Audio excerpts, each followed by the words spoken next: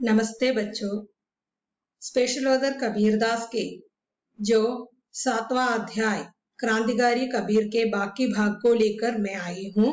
तो पिछले दिन के वीडियो में मैंने आपसे यही कह के वीडियो समाप्त कर दिया था कि जो संतों के लिए कुछ विशिष्ट गुण होते हैं, 4 उत्तरदायित्व होते हैं। वो उत्तरदायित्व क्या क्या है? विद्वेषहीनता, निष्कामिता, स्वामी में परमासक्ति, लोक से परम विरक्ति। तो कबीर ने इसे ही अपना जो साधना का चरम पुरुषार्थ माना है, ऐसा कहकर मैंने समाप्त कर दिया था।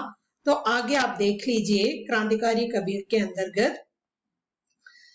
तो कबीरदास ने धन दौलत के लालच का विरोध किया। तो हमारे समाज में जो है उस समय लोग धन और दौलत के पीछे पीछे चल रहे थे, इसका कबीर ने खुलकर तिरस्कार किया और उन्होंने कहा श्रम ही महत्व है, परिश्रम करके जीना चाहिए। श्रम को महत्व दिया उन्होंने और त्याग को उन्होंने आदर्श माना। त्याग का मतलब क्या है? सैक्रिफाइस। तो त्याग करना सीखो, यही उन्होंने समाज को जो आदर्श के रूप में समाज के सामने रखा है, त्याग को आदर्श के रूप में। और उन्होंने जो है भोगवाद का विरोध किया। भोगवाद का मतलब क्या है? मेटीरियलिज्म, यानी कि खाओ पियो मौज करो, ये खाकर पीकर सुख सुविधा से जीना, इसका उन्होंने तिरस्कार किया। और उन्होंने जो है सादगी पर बल दिया। सादगी का मतलब क्या है? सरलता, सरल जीवन बिताओ, तो इस पर उन्होंने जोर दिया। तो धन दौलत के लालच का विरोध किया, श्रम को महत्व दिया और त्याग को आदर्श माना, भोगवाद का विरोध किया और सादगी पर जोर दिया उन्होंने। और आगे तो कबीर की राय में माया माने क्या होते हैं? कबीर ने अनेक जगहों पर माया के बारे में बताया है। ये माया क्या है, इसका जो डेफिनेशन, इसका जो स्पष्टीकरण वो देते हैं। भौतिक प्रलोभन रूपी अनियंत्रित भोग लिप्सा, अनावश्यक क्रोध, मद, ईर्ष्या आदि ही क्या है? माया है। इसका मतलब क्या है? अनियंत्रित भोग लिप्सा, हमें भौतिक सुख सुविधाओं की ओर एक प्रकार का लगाव होता है, वो नियंत्रित लगाव नहीं है, अनियंत्रित लगाव। फिर अनावश्यक रूप से क्रोध आ जाना। फिर जो है मद, मद का मतलब क्या है? लहरी, एक प्रकार की जो मद, इसका मतलब है लहरी। और ईर्ष्या, हर एक से एक प्रकार की ईर्ष्या रखना, असूयയുടെ ഭാവം। അപ്പൊ അനിയന്ത്രിതമായ ഭോഗാസക്തി, फिर അനാവശ്യപരമായി വരുന്ന ക്രോധ, ദേഷ്യം, फिर ലഹരി, പിന്നെയോ എല്ലാവരോടുമുള്ള അസൂയ। ये सब क्या होते हैं? ये सब माया है।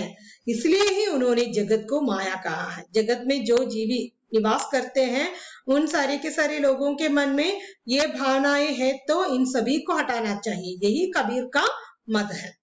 वो मानव को बार बार ठगने वाली मिथ्या चेतना है। वो कहता है कि ये माया जो है मानव को बार बार ठगने वाली मिथ्या चेतना है। इसका मतलब क्या है? മനുഷ്യർക്ക് ഈ മായ എന്ന് പറയുന്നത് മനുഷ്യനെ വഞ്ചിക്കുന്ന ഒരു മിഥ്യാധാരണയാണ്। എന്ത്?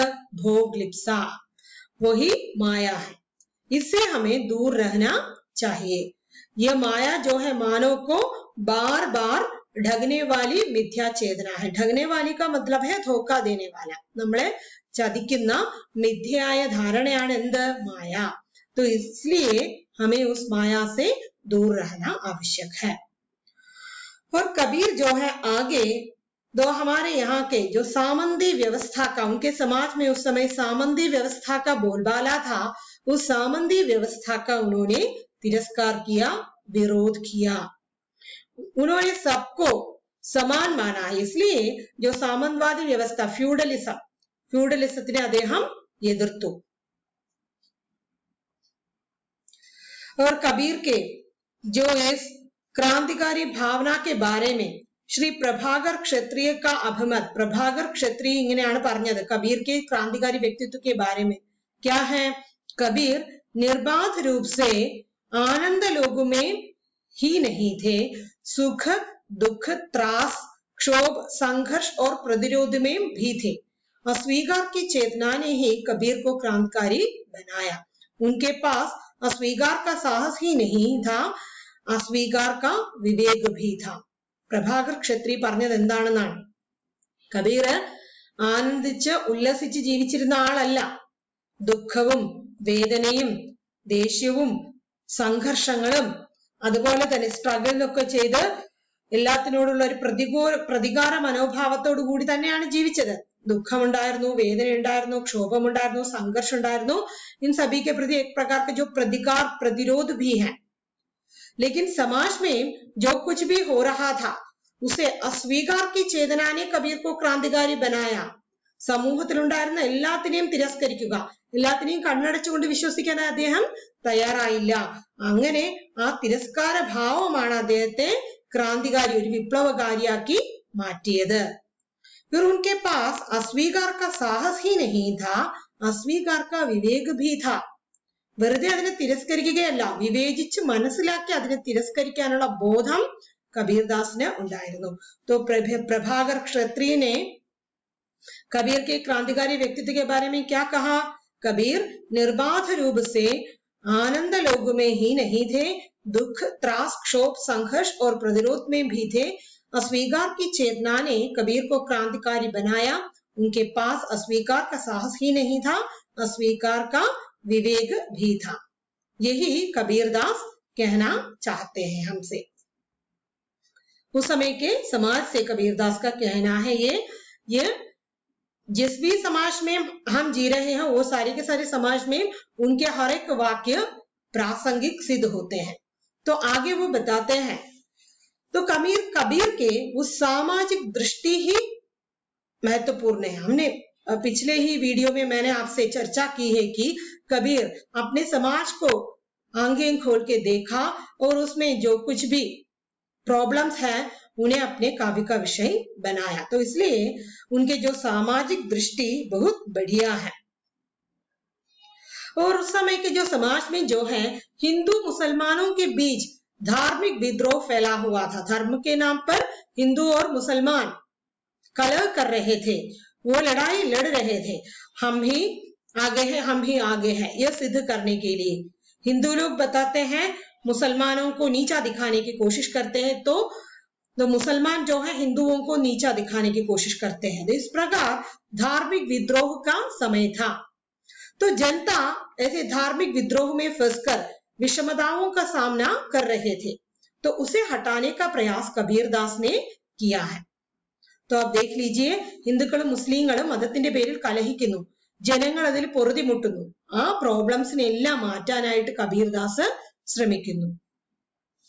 कबीरदास बताते हैं अपने भक्ति आंदोलन का महत्वपूर्ण तत्व निवैर है। इसका मतलब क्या है? वैर नहीं होना चाहिए, ആരോടും വൈരാഗ്യം പാടില്ല। यह कबीरदास भी स्वीकार करते हैं। इस निवैर भावना से उन्होंने जनता को चेतन दिखाने का, चेतना की ओर ले आने का प्रयास करते हैं। जनता की जो चेतना को जगाने का प्रयास करते हैं, यानी कि वो जनता से कहना चाहते हैं हिंदू मुसलमानों के नाम पर आप विद्रोह मत करो, आप सब एक है, एक जैसा है, ऐसा वो कहना चाहते हैं। किसके माध्यम से? निवैर के माध्यम से। और वो जनता में निवैर की भावना जगाने का प्रयास करते हैं। निवैर का मतलब है वैर का भाव न होना, वैराग्यमिल्लाता अवस्था। और वे देशाटन और जनसाधारण के संपर्क द्वारा तत्कालीन समाज को सुधारने का प्रयास किया। अपने समाज में क्या क्या हो रहे हैं इसे देखने के लिए साधारण जनता से उन्होंने संपर्क स्थापित किया। ये भी नहीं, देशाटन भी किया। इसके माध्यम से उन्होंने समाज को सुधारने का प्रयास किया।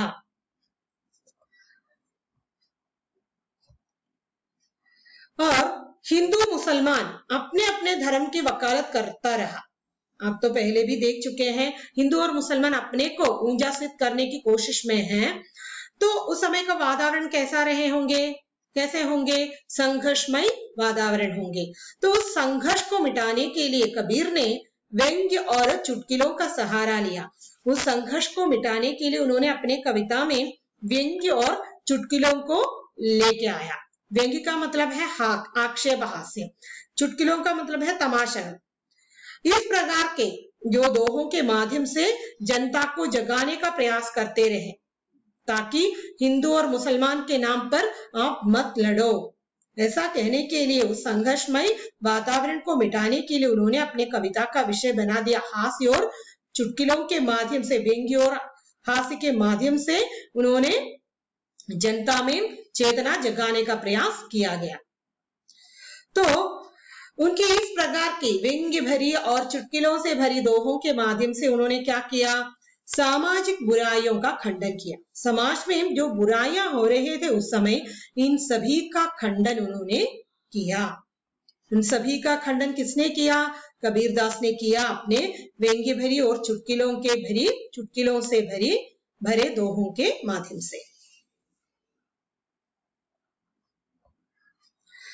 और कबीर ने समाज को समझाया, तो इसके लिए जनता में एकता की भावना लाने के लिए कबीर ने जनता से कहा कि ईश्वर एक ही है। तो ईश्वर के नाम पर आप लड़ रहे हैं ना, तो ईश्वर अनेक नहीं है, एक ही सत्य है, एक ही परम सत्ता है। ऐसा उन्होंने जनता को अवगत कराया। और उन्होंने ये भी कहा है कि वो ईश्वर कण कण में व्याप्त है, खट खट वासी है। पहले भी मैंने आपसे कह चुकी थी। और ईश्वर कण कण में व्याप्त है। तो उस ईश्वर को कोई राम कहता है, कोई रहीम। ആ ഈശ്വരനെ ഒരാൾ രാമൻ എന്ന് വിളിക്കുന്നു, മറ്റേ ആള് റഹീം എന്ന് വിളിക്കുന്നു, ഒരാൾ അല്ലാഹ് എന്ന് പറയുന്നു, ഒരാള് ദൈവം എന്ന് പറയുന്നു। तो इसलिए आप ये धर्म के नाम पर लड़ना मूर्खता है। तो वो जनता से यही बताना चाहते हैं कि ईश्वर एक है, कण कण में व्याप्त है। ये कोई उसे राम कहता है, कोई उसे रहीम कहता है। आप तो उस धर्म के नाम पर लड़ रहे हैं, लेकिन ऐसा लड़ना मूर्खता है। इसे व्यक्त करने वाले एक दोहे का अंश है, आप देखिए। अल्लाह राम करीम केशव हरि हरि जत नाम धराया।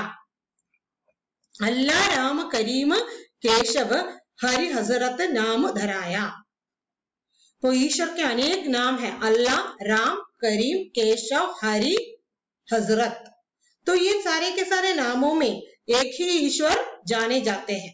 तो आप जो मूर्खता पूर्वक इस ईश्वर के नाम पर लड़ रहे हैं, आप ऐसा मत लड़िए, यही कबीर कहना चाहते हैं। और आगे कबीर जो है निम्न वर्ग के उद्धार का स्वर, निम्न वर्ग को उद्धार करने का प्रयास करते हैं। ब्राह्मण लोग हैं, शूद्रों पर अत्याचार करते हैं, ऐसे शूद्रों का उद्धार करना वो चाहते थे। वही स्वर उनकी कविताओं में हम देख सकते हैं। और शूद्र को इस शोषण की अवस्था से मुक्त कराना वो चाहते थे। तो ब्राह्मण लोग अपने को सामंद मानते थे। उनकी जो सामंदी प्रवृत्ति का उन्मूलन करना भी कबीरदास चाहते थे। ബ്രാഹ്മണരുടെ ഇടയിൽ ഫ്യൂഡലിസം കൂടുതലായിരുന്നു. അവരെ വളരെ വലിയ ജന്മിയായിട്ട് കണ്ടിരുന്നു. ശൂദ്രരെ ചൂഷണം ചെയ്തിരുന്നു. അവരുടെ ചൂഷണത്തിൽ നിന്ന് ശൂദ്രരെ രക്ഷിക്കാൻ അദ്ദേഹം കബീർദാസ് ശ്രമിച്ചു. അപ്പോൾ ശൂദ്രരുടെ ആ ഉദ്ധാരണം തന്റെ കവിതകളുടെ വിഷയമാക്കി തീർത്തു. और उस समय बहुत सारे आडंबर, आचार विचार, जो प्रार्थना के अलग अलग तरीके होते थे, इन सभी आचारों पर व्यंग्य करते हुए कबीरदास कहते हैं, पाहन पूजे हरि मिले तो मैं पूजूं पहाड़, ताते ये चाकी भली पीस खांस संसार।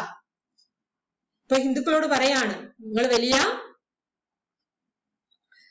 ഈ കല്ലിൻ കഷ്ണത്തെ പ്രാർത്ഥിച്ചാൽ ഈശ്വരനെ പ്രാപിക്കാൻ സാധിക്കുമെങ്കിൽ ഞാൻ വലിയൊരു മലയെ തന്നെ പ്രാർത്ഥിക്കാം എന്ന് കബീർ ആക്ഷേപത്തോടു കൂടി പറയുകയാണ്. അപ്പൊ അങ്ങനെ അദ്ദേഹം എല്ലാ തരത്തിലുള്ള ബാഹ്യാഡംബരക്കോ ചുനौती देकर उन्होंने लिखा है, मुल्ला कहां पुकारे दूर क्या बहरा हुआ खुदाई। ഈ പള്ളിയിൽ ബാങ്ക് വിളിക്കുന്നതിനെയാണ്. മുല്ല എന്തിനാണ് ഇങ്ങനെ കിടന്ന് നിലവിളിക്കുന്നത്? എന്താ ഈശ്വരന് ചെവി കേട്ടൂടെ? നിങ്ങൾ വലിയ കരിങ്കലിനെ പ്രാർത്ഥിച്ചാൽ ഈശ്വരനെ കിട്ടുമെങ്കിൽ ഞാൻ വലിയൊരു पर्वत तने प्रार्थिक्याम पाहन पूजे हरि मिले तो मैं पूजू पहाड़। उसी प्रकार उन्होंने ये भी कहा मुल्ला कहाँ पुकारे दूर क्या बहरा हुआ खुदा। ഈ മുല്ല എന്തിനാണ് ഇങ്ങനെ കിടന്ന് നീട്ടി ബാങ്ക് വിളിക്കുന്നത്? എന്താ ഈശ്വരന് ചെവി കേട്ടൂടെ? तो दोनों जातियों के बीच उन्होंने सहृदय स्थापित करना चाहता, किसी जाति का पक्ष नहीं लिया, दोनों जातियों के दोषों को निर्भयता से कह देना बड़ी क्रांतिकारी प्रवृत्ति है।